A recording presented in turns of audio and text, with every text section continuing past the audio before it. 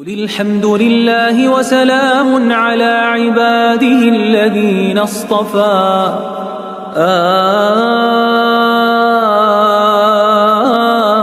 الله خير أما يشركون أمن خلق السماوات والأرض وأنزل لكم من السماء ماء